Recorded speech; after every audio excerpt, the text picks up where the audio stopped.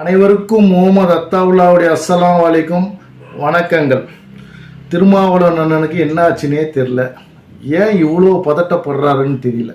இந்த 2 நாளில் எத்தனை தடவை மீடியா கிட்ட வந்து அவர் ப்ரெஸ் மீட் கொடுத்துட்டா இருப்பாங்க. மடியில் கன இருக்கிறதால அங்கே பயம் வந்துருக்குது அவருக்கு. ஏன்னா கதை, திரைக்கதை, வசனம், டைரக்ஷன் திருமாவளவன். இதில் ஹீரோ வந்து ஆதவ அர்ஜுனன், ப்ரொடியூசரு விஜய். ஆதவ அர்ஜுனன் நான் கேட்குறேன், இன்னைக்கு மன்னர் பரம்பரையை ஒழிக்கணும், குடும்ப அரசியலை ஒழிக்கணும்னு சொன்ன நீங்கள் இத்தனை வருஷமாக அவங்க பேஞ்சதை கழுவினு தானே இருந்தீங்க.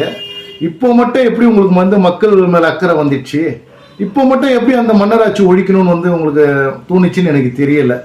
ஆக மொத்தத்தில் வந்து எப்படியோ வந்து நான் அடிக்கிற மாதிரி அடிப்பேன், நீ அழுகிற மாதிரி அழுன்னு வந்து திருமாவளவன் சொன்ன மாதிரி நீங்களும் வந்து நடிச்சிட்டீங்க. இப்போ அவர் வந்து 6 மாதம் உங்களுக்கு வந்து சஸ்பெண்ட் கொடுத்துருக்கிறாரு. இப்போ அடுத்தது நீங்கள் என்ன பண்ணுவீங்க? விஜய் கட்சியில் போய் இணைய போகிறீங்க, அங்கே துண்டை போட்டுருவீங்க, சீட்டை பேரம் பேசுவீங்க. இதை தான் உங்களுடைய தலைவர் திருமாவளவன் சொல்லியிருக்கிறாரு. இதை நீங்கள் கச்சிதமாக முடிச்சிட்டீங்க. மக்கள் இன்னும் ஏமாளிகள் அல்ல,